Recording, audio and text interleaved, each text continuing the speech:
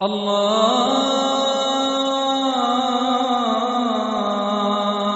أكبر الله أكبر الله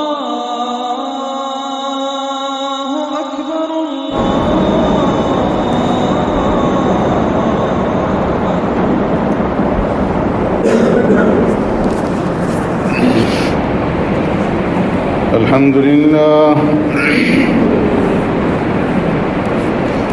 الحمد لله نحمده ونستعينه ونستغفره ونؤمن به ونتوكل عليه ونعوذ بالله من شرور أنفسنا ومن سيئات أعمالنا من يهدي الله فلا مضل له ومن يضلل فلا هادي له ونشهد أن لا إله إلا الله وحده لا شريك له ونشهد أن سيدنا وسندنا ونبينا ومولانا محمدًا عبده ورسوله أرسله الله إلى كافة للناس بشيرا ونذيرا وداعيا إلى الله بإذنه وسراجا منيرا أما بعد فقد قال الله تبارك وتعالى في القرآن المجيد والفرقان الحميد فأعوذ بالله من الشيطان الرجيم بسم الله الرحمن الرحيم تسبح له السماوات السبع والأرض ومن فيهن وإن من شيء إلا يسبح بحمده ولكن لا تفقهون تسبيحهم إنه كان حليما غفورا صدق الله مولانا العظيم يا رب صل وسلم دائما أبدا على حبيبك خير الخلق كلهم هو الحبيب الذي ترجى شفاعته لكل هول من الأهوال مقتحم تسبح له السماوات السبع والأرض باقی بیان کرتی ہے اس کی ساتوں آسمان اور زمین ومن فیہن اور جو کچھ آسمانوں میں ہے اور جو کچھ زمین کے اندر ہے وَإِن مِّن شَيْءٍ إِلَّا يُسَبِّحُ بِحَمْدِهِ اور نہیں ہے کوئی چیز کائنات کے اندر مگر یہ کہ وہ اس کی حمد و ثنا بیان کرتی ہیں وَلَٰكِن لَّا تَفْقَهُونَ تَسْبِيحَهُمْ لیکن تم ان کی تسبیحات کو سمجھتے نہیں إِنَّهُ كَانَ حَلِيمًا غَفُورًا بے شک ہے وہ بردبار بخشنے والا آمنت باللہ وبآیاتہ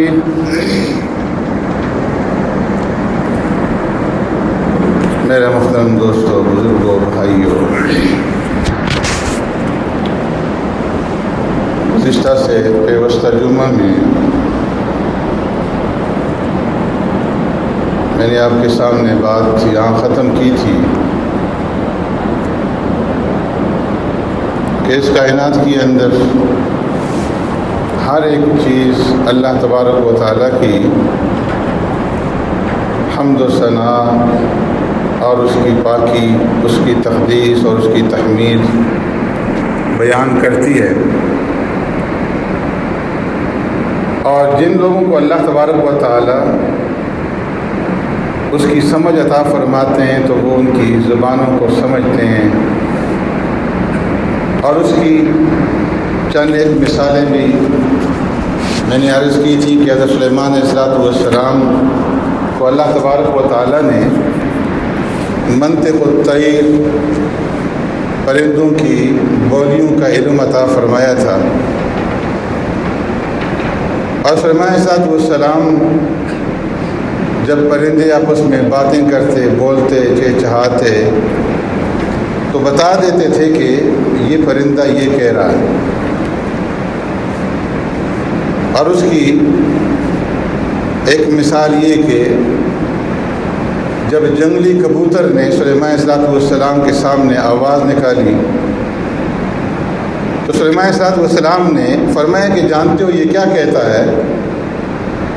لوگوں نے عرض کیا کہ ہم نہیں جانتے،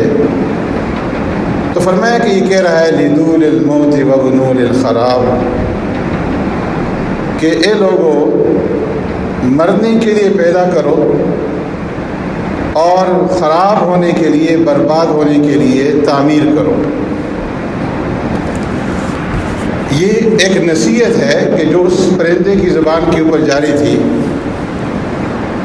کہ جو بھی اس دنیا کے اندر آئے گا، جو بھی پیدا ہوگا، تو ہر پیدا ہونے والے نے ایک نہ ایک دن مر جانا ہے، اور جو بھی تعمیر کی جائے گی آخر کار اس کو خراب ہونا ہے، برباد ہونا ہے۔ دنیا کے اندر آپ دیکھ لیں کہ جو بادشاہ پہلے گزرے ہیں ہندوستان کے اندر، مغلیہ دور کے اندر جو بادشاہ گزرے ہیں، بڑی بڑی انہوں نے عمارتیں تعمیر کی، بڑے بڑے قلعے تعمیر کیے، محلات بنائے، لیکن آج ان کا نام و نشان بھی نہیں ہے، وہ کھنڈرات کے اندر تبدیل ہو چکے ہیں۔ اور آج بھی دنیا کے اندر نظر ڈالیں تو بڑی بڑی بلڈنگیں جو ہیں وہ آسمان سے باتیں کرتی ہوئی، بڑے بڑے پلازے، بڑی بڑی بلڈنگیں جو ہیں دنیا کے اندر موجود ہیں، لیکن ایک وقت آئے گا کہ یہ سب کچھ جو ہے یہ برباد ہو جائے گا، اور یہ ساری بلڈنگیں جو ہیں یہ تہس نہس ہو جائیں گی، برباد ہو جائیں گی۔ ایسے ہی فرمایا کہ فاختہ کہتی ہے لیت ھذا الخلق لم یخلقوا ولیتہم اذا خلقوا علموا ماذا خلقوا، کہ کاش اس مخلوق کو پیدا ہی نہ کیا جاتا، یہ مخلوق پیدا ہی نہ ہوتی، وَلَيْتَهُمْ إِذَا خُلِقُوا، اور ایک کاش جب یہ پیدا ہو چکی ہے، عَلِمُوا لِمَاذَا خُلِقُوا، تو اس مخلوق کو اپنی مقصد کا پتہ ہوتا کہ کس لیے اللہ تبارک و تعالیٰ نے اس مخلوق کو پیدا کیا۔ انسان کی پیدائش کا مقصد کیا ہے، یہ انسان اپنی پیدائش کا مقصد جان لیتا۔ یہ کتنی بڑی نصیحت ہے کہ جو ایک پرندے کی زبان کے اوپر جاری ہے کہ کاش یہ مخلوقات اپنی پیدائش کے مقصد کو پہچان لیتی۔ اور پیدائش کا مقصد کیا ہے؟ اللہ نے قرآن کے اندر بیان فرمایا وَمَا خَلَقْتُ الْجِنَّ وَالْإِنسَ إِلَّا لِيَعْبُدُونَ، کہ اللہ تبارک و تعالیٰ نے انسانوں کو اور جنات کو اپنی عبادت کے لیے پیدا فرمایا۔ ایسے ہی فرمایا کہ جب ہدہد بولتا ہے تو وہ کیا کہتا ہے؟ من لا یرحم لا یرحم، کہ جو انسان دوسروں کے اوپر رحم نہیں کرتا اس کے اوپر رحم نہیں کیا جاتا۔ یہ بھی نصیحت ہے جو پہلے پیغمبر صلی اللہ علیہ وسلم نے حدیث کے اندر بیان فرمائی کہ من لا یرحم لا یرحم، کہ جو دوسروں کے اوپر رحم نہیں کرتا تو اس کے اوپر بھی رحم نہیں کیا جاتا۔ جو دوسروں پہ مظالم ڈالتا ہے، دوسروں کے ساتھ زیادتی کرتا ہے، دوسروں کو نقصان پہنچاتا ہے، تو بالآخر اس کا انجام جو ہے وہ اس تک بھی پہنچتا ہے اور اس کے اوپر بھی رحم نہیں کیا جاتا۔ اس لیے فرمایا ارحموا من فی الارض یرحمکم من فی السماء الراحمون یرحمهم الرحمن، فرمایا کہ جو انسان دوسرے انسانوں کے اوپر رحم کرتا ہے، دوسروں پر رحم کھاتا ہے، الراحمون رحم کھانے والا، یرحمہم الرحمن اس کے اوپر رحمان بھی رحم فرماتا ہے، رحمان بھی اس کے اوپر رحم کھاتا ہے۔ اس لیے اے لوگو ارحموا من فی الارض، تم زمین والوں کے اوپر رحم کھاؤ، رحم کرو۔ یرحمکم من فی السماء، فرمایا آسمان والا تمہارے اوپر رحم فرمائے گا۔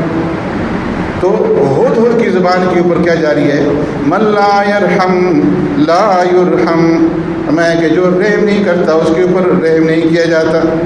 اور فرمایا کہ ایک پرندہ ہے ترمتی، جس کو عربی کے اندر سرت کہتے ہیں، اس کی زبان کے اوپر جو کلمہ ہے وہ یہ استغفروا یا مؤمنین، استغفر اللہ یا مؤمنین، کہ اے ایمان والو اور اے گناہ گارو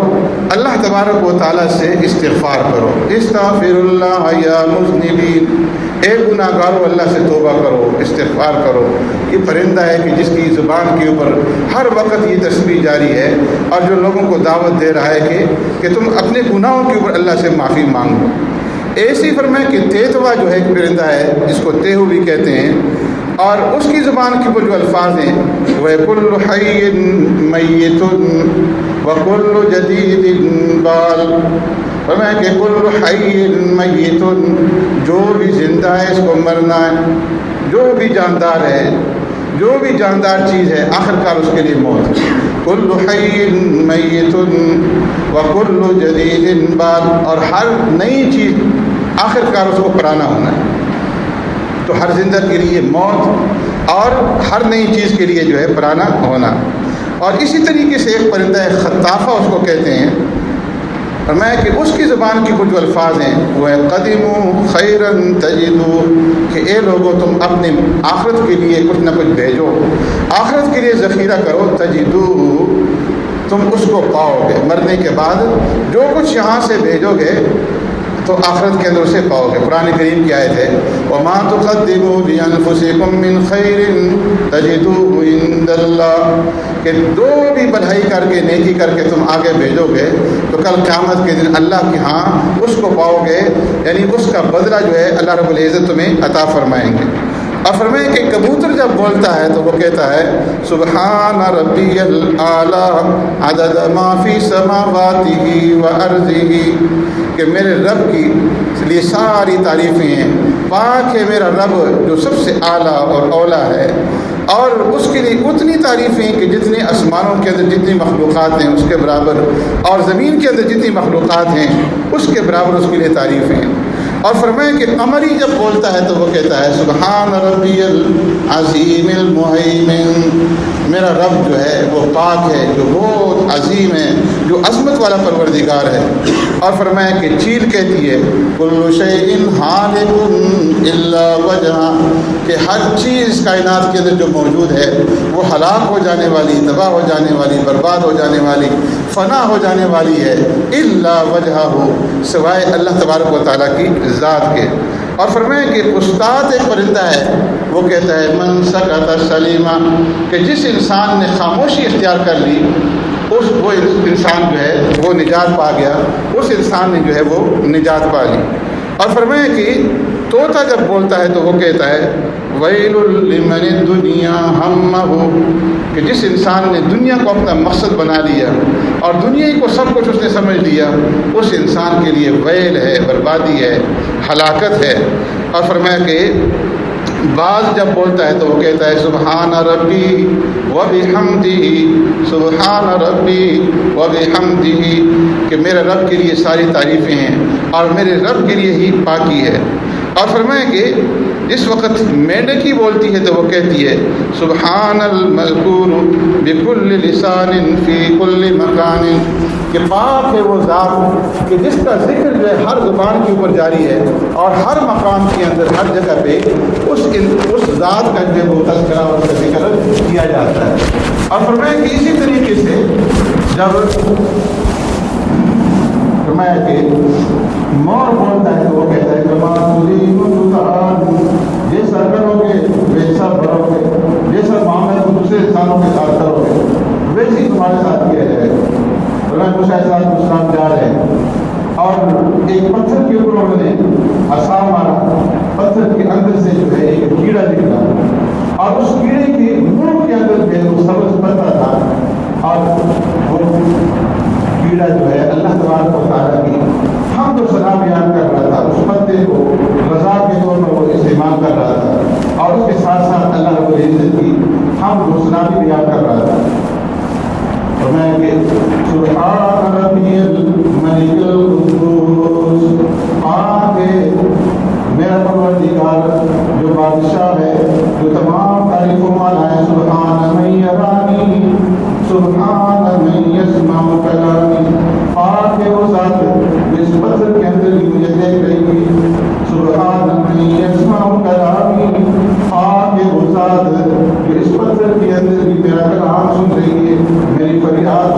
انسان تو تیری تعریف سن رہی ہے. سبحان من یرزقنی ویعرف مکانی،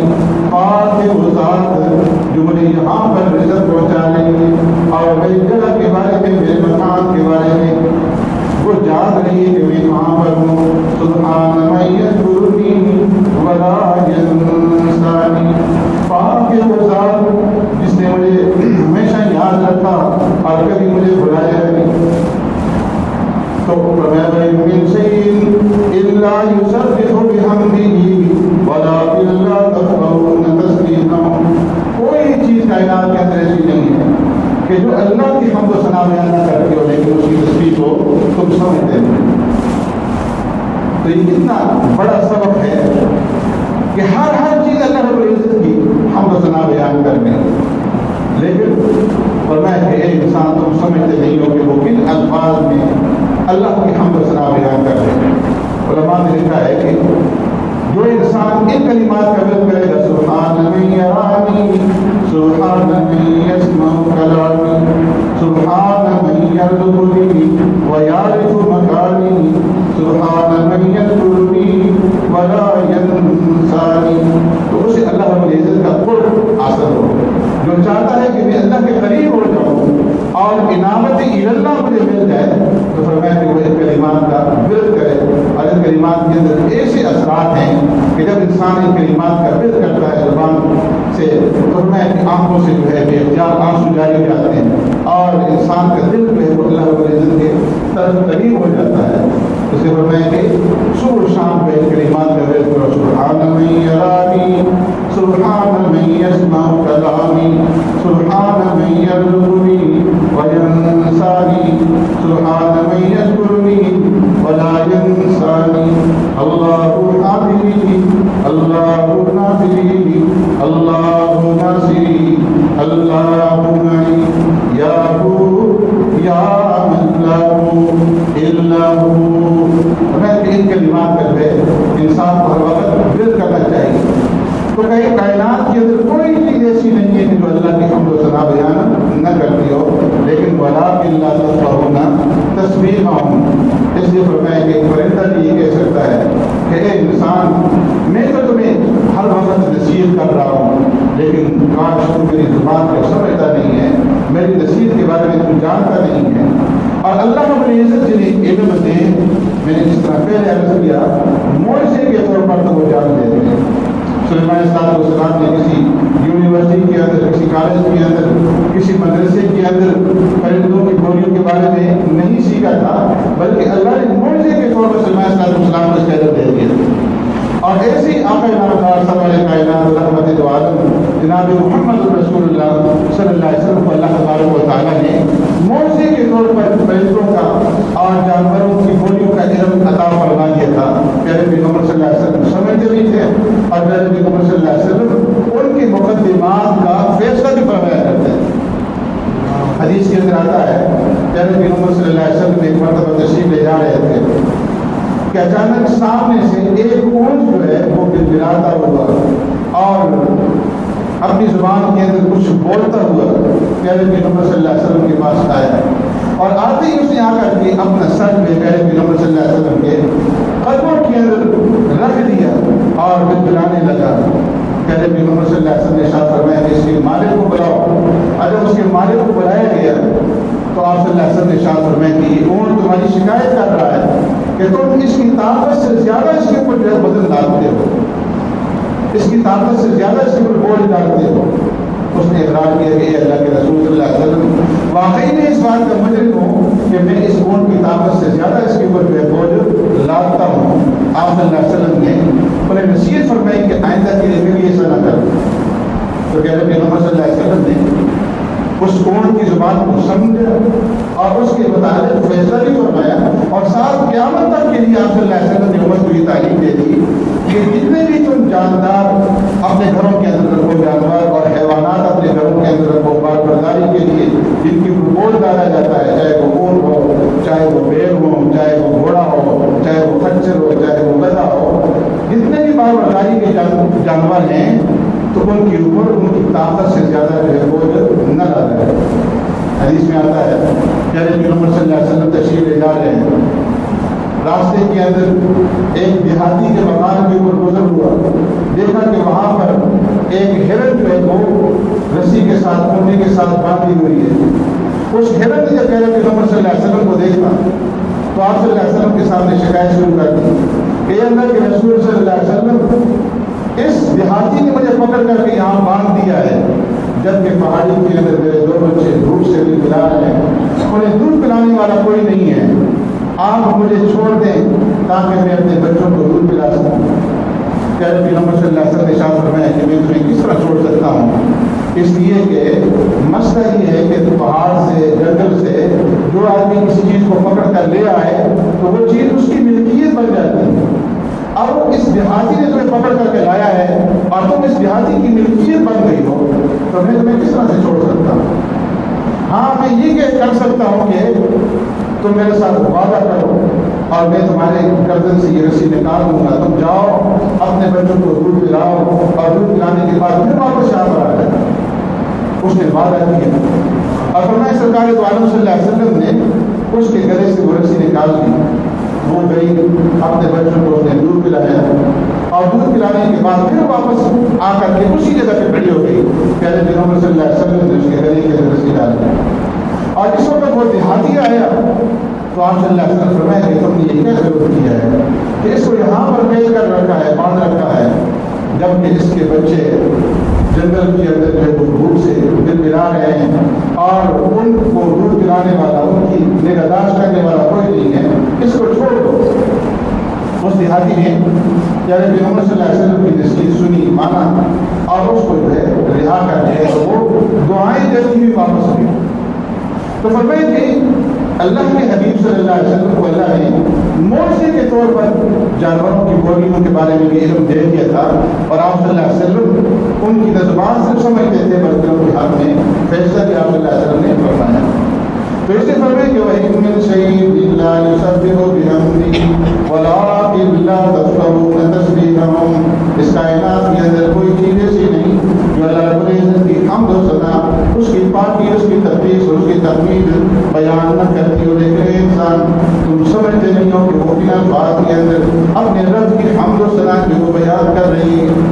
فرمایا کہ بہتر اور پانی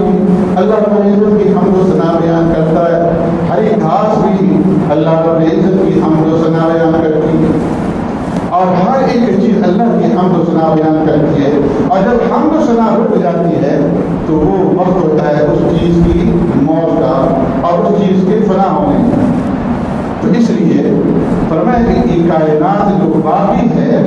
تو یہ صرف اللہ کرنے والوں کی وجہ سے، اللہ کا نام لینے والوں کی وجہ سے اور اللہ کا ذکر کرنے والوں کی وجہ سے یہ کائنات باقی ہے۔ اس کائنات کے اندر بہت سارے لوگوں کو یہ دعویٰ ہے کہ یہ نظام جو چل رہا ہے یہ ہماری وجہ سے چل رہا ہے،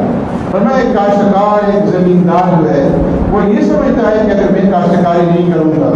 میں زمینداری نہیں کروں گا تو لوگ بھوکے مر جائیں گے، اس لیے کہ میں جو زمین کے اندر حل چلاتا ہوں اور میں زمین کے اندر فصل بوتا ہوں، میں زمین کے اندر محنت کرتا ہوں اور زمین کے اندر محنت کرنے کی وجہ سے غلہ پیدا ہوتا ہے، اناج پیدا ہوتا ہے، پھل پھول پیدا ہوتے ہیں، سبزیاں پیدا ہوتی ہیں اور ترکاریاں پیدا ہوتی ہیں اور یہ ساری چیزیں جو ہے لوگوں تک پہنچتی ہیں اور اگر یہ چیزیں لوگوں تک نہ پہنچے تو لوگ بھوک سے مر جائیں۔ تو سمجھا کہ ایک کاشتکار یہ سمجھتا ہے کہ میری وجہ سے یہ نظام چل رہا ہے، لیکن اللہ فرماتے ہیں کہ نہیں،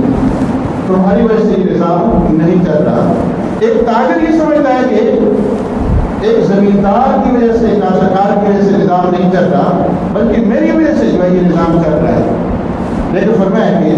اس کی وجہ سے بھی یہ نظام نہیں چل رہا۔ اللہ فرماتے ہیں کہ یہ نظام جو چل رہا ہے یہ میرا نام لینے والوں کی وجہ سے چل رہا ہے۔ اگر ایک کاشتکار زمیندار امانتداری کے ساتھ، دیانتداری کے ساتھ زمینداری کرتا ہے، وہ کسی کی زمین کے اوپر ناجائز قبضہ نہیں کرتا، وہ کسی کی فصل کو اپنی فصل کے ساتھ نہیں ملاتا، کسی کے غلے کو اپنے غلے کے ساتھ نہیں ملاتا اور کسی کا پانی جو ہے وہ اپنی زمین کے اندر نہیں ڈالتا، پوری امانتداری اور دیانتداری کے ساتھ زمینداری کرتا ہے، تو اس کا یہ کاشتکاری کرنا، اس کی زمینداری کرنا، یہ سب کا سب عبادت کے اندر شامل ہوگا۔ اور اسی دیانتداری کا نام ہے ذکر اللہ، کہ اگر کوئی آدمی صحیح طریقے سے اللہ کے احکامات کے مطابق زمینداری بھی کر رہا ہے اور دیانتداری کے ساتھ کر رہا ہے تو وہ اللہ کی یاد کر رہا ہے، اللہ کے ذکر کے اندر مشغول ہے، اور اس کی وجہ سے نظام چل رہا ہے، اس کی دیانتداری کی وجہ سے نظام چل رہا ہے، اس کے ذکر کرنے کی وجہ سے نظام چل رہا ہے۔ اور اگر تاجر یہ کہتا ہے کہ میری وجہ سے نظام چل رہا ہے تو فرمایا کہ اس وقت کہنا صحیح ہوگا جب کہ وہ دیانتداری کے ساتھ تجارت کرے۔ جب وہ تجارت کرے تو اس کی نیت یہ نہ ہو کہ جو کام میرے پاس آ رہا ہے میں اس کی چمڑی جو ہے وہ ادھیڑ دوں، اور جو کچھ نفع مجھے ملے وہ غبن نہ کرے، وہ دھوکہ دہی نہ کرے، وہ ملاوٹ نہ کرے۔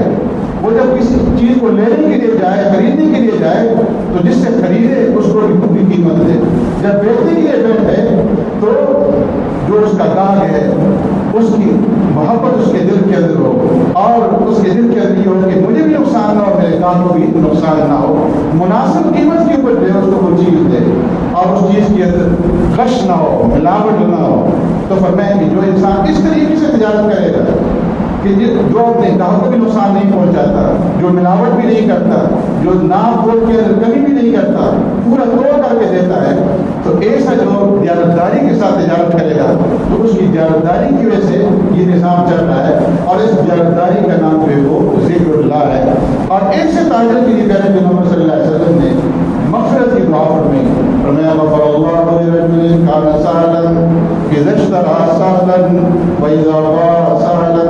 فرمایا اللہ رب العزت اس انسان کی، اس تاجر کی مغفرت فرمائے کہ جو لوگوں کے ساتھ سہولت کا معاملہ کرے، اذا اشترى سہلا کہ جب وہ خریدے تو اس وقت بھی سہولت کا معاملہ کرے، واذا باع سہلا جب فروخت کرے تو اس وقت بھی لوگوں کے ساتھ سہولت والا معاملہ، سہولت والا برتاؤ کرے۔ تو جو تاجر امانتداری کے ساتھ، دیانتداری کے ساتھ اور سچائی کے ساتھ تجارت کرے گا، ناپ کے کمی نہیں کرے گا، ملاوٹ نہیں کرے گا، 2 نمبر کی چیز نہیں بیچے گا، اور زیادہ قیمت وصول نہیں کرے گا، تو فرمایا کہ ایسے جو تاجر ہوں گے، التاجر الصدوق الامین مع النبیین والصدیقین والشہداء والصالحین۔ فرمایا کہ ایسے امانتدار اور دیانتدار جو تاجر ہوں گے وہ قیامت کے دن مع النبیین والصدیقین والشہداء والصالحین، انبیاء کے ساتھ ہوں گے، صدیقین کے ساتھ ہوں گے، شہداء کے ساتھ ہوں گے، صالحین کے ساتھ ہوں گے۔ تو امانتداری کے ساتھ تجارت کرنا، دیانتداری کے ساتھ تجارت کرنا یہ کوئی معمولی بات نہیں ہے۔ عبادت صرف یہ نہیں ہے، ذکر اللہ صرف یہ نہیں ہے کہ انسان تسبیح پکڑ کر کے کسی کونے کے اندر بیٹھ جائے، بلکہ پوری کی پوری جو ہماری زندگی ہے، چاہے ہم کاشتکاری کر رہے ہیں، چاہے ہم تجارت کر رہے ہیں، چاہے ہم ملازمت کر رہے ہیں، کوئی بھی کام کر رہے ہیں، اگر دیانتداری کے ساتھ کر رہے ہیں، امانتداری کے ساتھ کر رہے ہیں، اللہ کے احکامات کے مطابق کر رہے ہیں، شریعت کے بجائے جو طریقوں کے مطابق کر رہے ہیں، تو وہ سارا کا سارا کام جو وہ دین ہے، وہ سارا کا سارا کام عبادت ہے، اور وہ سارا کا سارا کام جو وہ ذکر اللہ کے اندر شامل ہے۔ فرمایا کہ ایک کرسی عدالت کے اوپر بیٹھنے والا جج یہ سمجھتا ہے کہ میری وجہ سے نظام چل رہا ہے، نہ کاشتکار کی وجہ سے، نہ تاجر کی وجہ سے، بلکہ میری وجہ سے نظام چل رہا ہے، اس لیے کہ میں کرسی عدالت میں بیٹھ کر اور کرسی حکومت کے اوپر بیٹھ کر کے میں جو ہے دنیا کے اندر امن و امان قائم کر رہا ہوں، دنیا کا نظام چلا رہا ہوں۔ اگر میں کرسی عدالت کے اوپر اور کرسی حکومت کے اوپر نہ بیٹھتا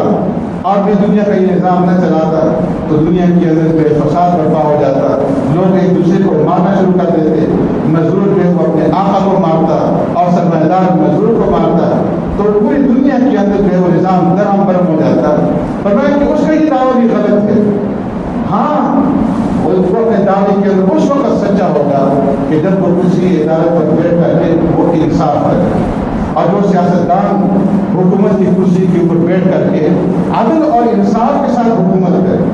اگر اس کی نگاہ کے اندر امیر اور غریب کا فرق نہیں ہے، اس کی نگاہ کے اندر حاکم وقت کا اور ایک فقیر کا جو وہ فرق نہیں ہے، وہ عدل انصاف کے ساتھ حکومت کرتا ہے اور عدل انصاف کے ساتھ فیصلے کرتا ہے، تو ایسے جج کی وجہ سے اور ایسے حاکم کی وجہ سے تو نظام دنیا کا چلے گا اور امن قائم ہوگا۔ لیکن اگر وہ سب کو ایک نظر سے نہیں دیکھتا، ایک نگاہ سے نہیں دیکھتا، بلکہ اس کے جو فیصلے ہیں وہ فیصلے جو ہے یا قانون کی بنیاد پر ہوتے ہیں، یا ورثہ کاروں کی بنیاد پر ہوتے ہیں، یا عاموں کی بیٹیوں کی بنیاد پر ہوتے ہیں، یا کسی کی سفارش کی بنیاد پر ہوتے ہیں، ایک نظر سے وہ مذہب کو نہیں دیکھتا، اس کے فیصلے نہیں ہیں، تو فرمایا کہ وہ خود بھی برباد ہوگا اور وہ دنیا کا نظام جو ہے اس کو بھی برباد کر کے رکھے گا۔ حضرت علی کرم اللہ وجہ کا زمانہ ہے، امیر المؤمنین خلیفۃ المسلمین حضرت علی کرم اللہ وجہ میں آپ جو ہے ایک مقدمہ دائر کرتے ہیں۔ اس وقت ان کی حکومت کے اندر جو چیف جسٹس تھے قاضی القضات، قاضی شریف ان کا نام تھا، ان کی عدالت کے اندر سیدنا علی مرتضیٰ رضی اللہ تعالیٰ نے مقدمہ دائر کیا کہ فلاں یہودی کے پاس میری ایک ذرہ ہے اور اس نے ناجائز اس ذرہ کے اوپر قبضہ جما رکھا ہے، وہ واپس نہیں کر رہا۔ قاضی شریف نے دونوں کے نام پر سمن جاری کیا۔ فرمایا کہ جب حاکم جو ہے، جو جج عدل اور انصاف کے اوپر فیصلہ کرے گا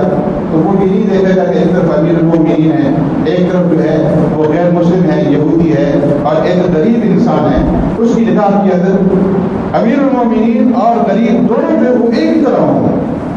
قاضی شریف اگر چاہتے تو امیر المؤمنین حضرت علی کرم اللہ عنہ کو چھوٹ دے سکتے تھے، ان کو عدالت کے اندر نہ طلب کرتے